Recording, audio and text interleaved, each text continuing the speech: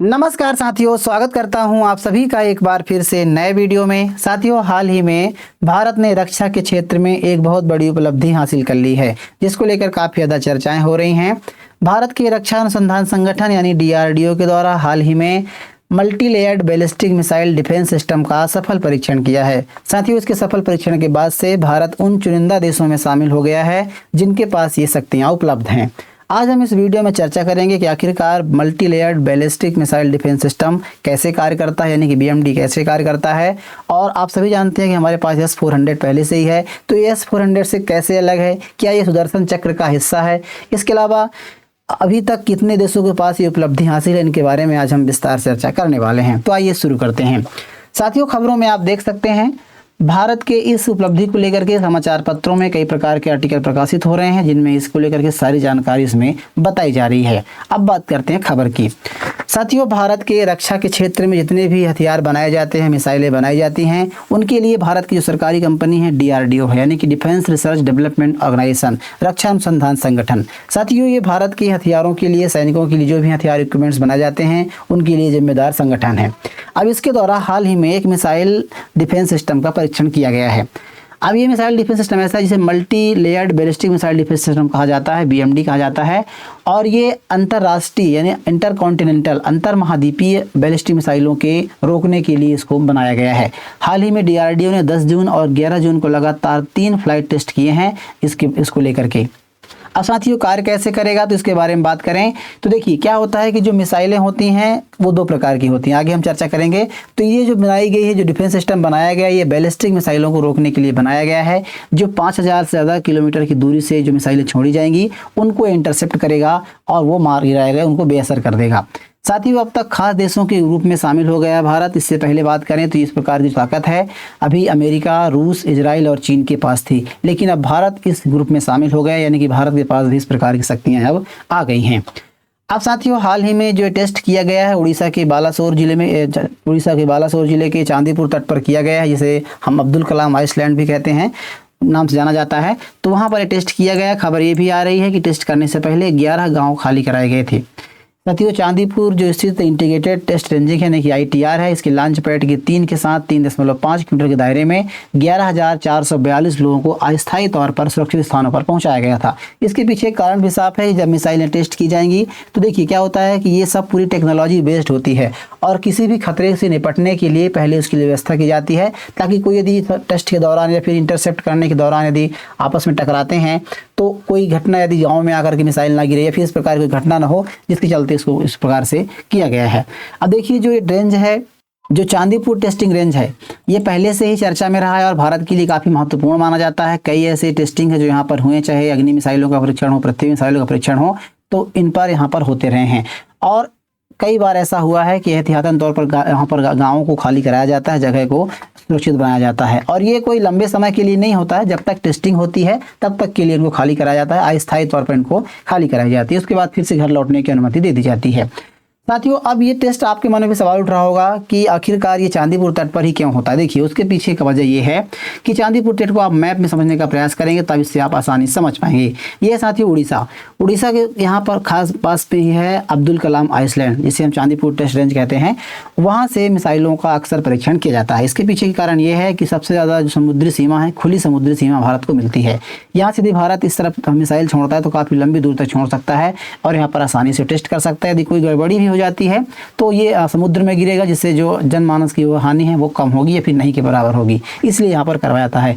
इसके अलावा दूसरा कारण ये भी है कि मिसाइल परीक्षण के लिए सैकड़ों किलोमीटर जो खाली क्षेत्र चाहिए होता है वो समुद्री क्षेत्र मिल जाता है, तो ये भी इंपॉर्टेंट। इसके अलावा DRDO का जो अत्याधुनिक इंटीग्रेटेड टेस्ट रेंज है, यानी कि ITR है, वो यहाँ पर विकसित किया गया है। यहाँ पर हाई पावर रडार सिस्टम है, डेलोमेट्री सिस्टम है, इसके अलावा इलेक्ट्रो ऑप्टिकल ट्रैकिंग सिस्टम है, यहाँ से ट्रैक कर सकता है। मिसाइलों कंट्रोल सेंटर है, मतलब यहाँ से पहले से भी स्थापित किया चुके हैं, इसलिए भारत नई जगह की बनाने की आवश्यकता नहीं पड़ती है और भारत लगातार यहाँ से अपने टेस्टिंग के तौर पर या फिर इसको इस्तेमाल करता है। अब साथियों, चर्चा कर लेते हैं कि आज जो मतलब टेस्ट किया गया, अभी जो टेस्ट हाल ही में किया गया है BMD यानी कि multi layered ballistic missile defence system का सफल परीक्षण जो किया गया है, इसके बारे में देखिए। साथियों, होता क्या है कि जो मिसाइलें होती हैं वो 2 प्रकार की होती हैं। एक तो होती है बैलिस्टिक मिसाइल, दूसरी होती है क्रूज मिसाइल। क्रूज मिसाइल के बारे में बात करें तो क्रूज मिसाइल जैसे कोई आप देख सकते हैं मैप में, ये जो एरिया मान लीजिए यहाँ पर एक टारगेट है, यहाँ से मिसाइल दागी जाती है तो क्रूज मिसाइल सीधे समानांतर रेखा में गति करती है, इसे क्रूज मिसाइल कहते हैं और टारगेट को हिट करती है। इसकी जो दूरी होती है काफ़ी कम होती है और इसको आसानी से जो रडार सिस्टम होते हैं उनसे ट्रैक किया सकता है, डिफेंस सिस्टम उसको नष्ट किया सकता है। लेकिन एक मिसाइल होती है बैलिस्टिक मिसाइल, जिसके बारे में आज चर्चा करने जा रहे हैं।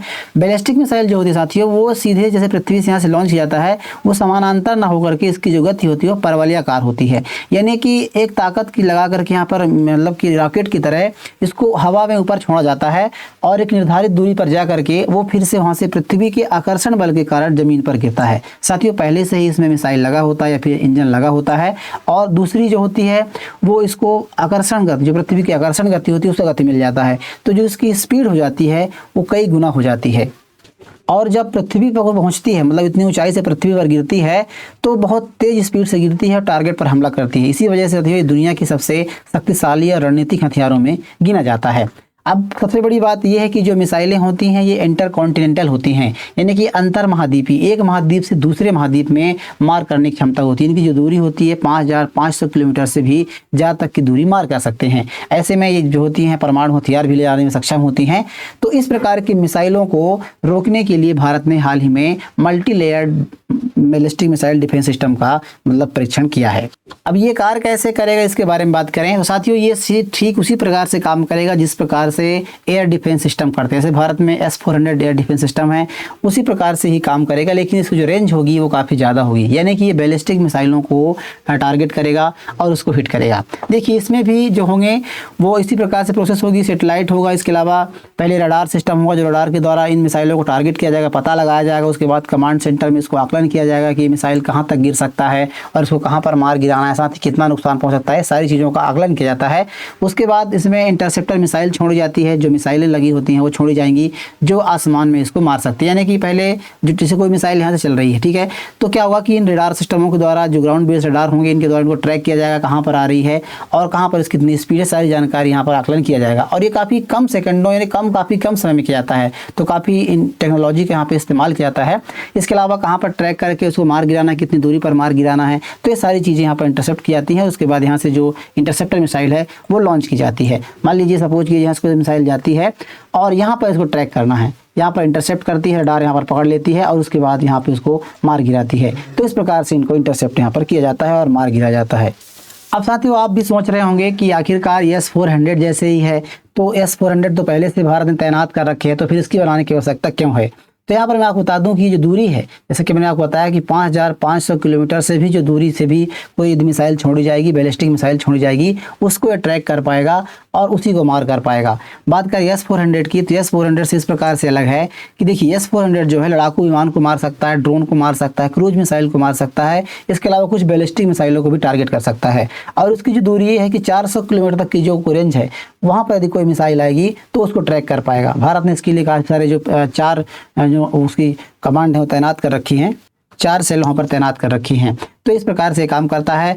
और जो ये मतलब कि बैलिस्टिक मिसाइल डिफेंस सिस्टम है, ये मध्यम और लंबी दूरी की बैलिस्टिक मिसाइलों के लिए है। इसके अलावा परमाणु हथियार ले जाने वाले मिसाइलों को टारगेट कर सकता है और इसके अलावा रडार सिस्टम इसको काफ़ी मजबूत लगा है ताकि तुरंत गणना कर सकता है और इनको मिसाइलों को इंटरसेप्ट कर सकता है। तो इस प्रकार से S-400 से काफ़ी अलग है, यानी कि सिर्फ बैलिस्टिक मिसाइलों को टारगेट करेगा और उसको इंटरसेप्ट करेगा, जबकि S-400 जो है वो रडार को मतलब ड्रोन को भी इंटरसेप्ट करता है, लड़ाकू विमानों को भी मार सकता है, इसके अलावा छोटे मोटे क्रूज मिसाइलों को मार सकता है। तो इस प्रकार के लिए इनको डिफेंस सिस्टम बनाया गया है। अब आप सोच रहे होंगे कि जो सुदर्शन चक्र है क्या उसका हिस्सा ही हो सकता है। बिल्कुल हो सकता है साथियों। भारत का सुदर्शन चक्र है वो कोई मिसाइल या फिर कोई डिफेंस सिस्टम नहीं है, एक तरह से पूरा चक्र बनाया जा रहा है जिसमें S-400 भी होंगे, आकाश तेज जैसे डिफेंस सिस्टम भी होंगे, इसके अलावा जो multi layered ballistic missile system बनाया गया ये भी होगा। तो एक तरह से सुदर्शन चक्र का जो मिशन है भारत का, उसके अंतर्गत इसको विकसित किया जा रहा है। वही साथियों आप लोग भी समझ रहे होंगे जो आयरन डोम होता है जो ईरान के पास है, उसकी क्या खासियत है उसकी चर्चा करें। तो आयरन डोम जो होता है काफ़ी कम दूरी तक मार कर सकता है। जो आयरन डोम होता है वो छोटे रॉकेटों को मार सकता है, मोटार को रोक सकता है, कम दूरी की मिसाइलों को रोक सकता है, यानी कि जो उसकी रेंज होती है वो लगभग 4 से 70 किलोमीटर की होती है। जैसे जो इजराइल ने यहाँ पर विकसित किया है, काफ़ी ज़्यादा चर्चा में है कि इजराइल के जो आयरन डोम है, तो वो मतलब जो गाजा से जो हमले होते हैं इजराइल पर, उसको रोकने के लिए बनाया गया है। तो इसकी जो दूरी होती है काफ़ी कम होती है, ये भी एक तरह का एक एयर डिफेंस सिस्टम ही होता है, आयरन डोम डिफेंस सिस्टम, लेकिन एक कम दूरी की जो रॉकेट हैं, मोटर और हैं, उनको दागने के लिए बनाया जाता है। अब साथियों इस प्रकार के मिसाइलों के परीक्षण होने, सफल परीक्षण होने से भारत की कहीं ना कहीं जो ताकत है रक्षा अनुसंधान में, फिर डिफेंस सेक्टर में काफ़ी मजबूती से बढ़ेगी। और अब जो क्या है कि भारत उन 6 देशों में शामिल हो गया जो 5, जैसे कि जिनके पास इस प्रकार की इंटरकॉन्टिनेंटल जो मिसाइलें होती हैं, मतलब अंतर महाद्वीपीय जो मिसाइलें हैं, उनको रोकने के लिए भारत के पास सिस्टम बन गया है। तो कहीं ना कहीं भारत की जो उपलब्धि है बहुत बड़ी उपलब्धि के तौर पर मानी जा रही है। साथ ही भारत के पास पहले तो आप सभी जानते हैं कि जो मिसाइल है, भारत ने अग्नि मिसाइल का परीक्षण किया, अग्नि 5 मिसाइल का परीक्षण कर रखा है। तो मतलब इंटरकॉन्टिनेंटल जो मिसाइलें हैं उनको दागने के लिए पहले से भारत ने परीक्षण कर रखा है। अग्नि 5 मिसाइल का परीक्षण किया, जिसमें भारत जो 5000 ज़्यादा किलोमीटर की दूरी तक भारत मार कर सकता है, एक महाद्वीप दूसरे महाद्वीप मार कर सकता है।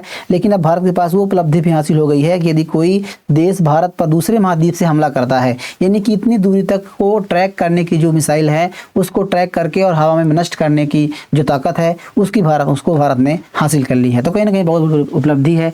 बहरहाल आप इस खबर के बारे में क्या समझते हैं, जरूर हमें बताइएगा। साथ ही ये वीडियो कैसी लगी, आपको जानकारी यदि पसंद आई तो वीडियो को लाइक कीजिएगा, साथ ही चैनल को जरूर सब्सक्राइब कर लीजिएगा, क्योंकि आपके एक छोटे सब्सक्राइब से हमारा मनोबल बढ़ता है और ऐसे ही इन्फॉर्मेशन वीडियो बनाने के लिए हम और भी ज़्यादा कॉन्फिडेंट होते हैं। तो आप छोटी सी रिक्वेस्ट है कि आप चैनल को जरूर सब्सक्राइब कर लीजिएगा। मिलते हैं किसी ऐसे नए इन्फॉर्मेशन वीडियो के साथ, तब तक के लिए नमस्कार।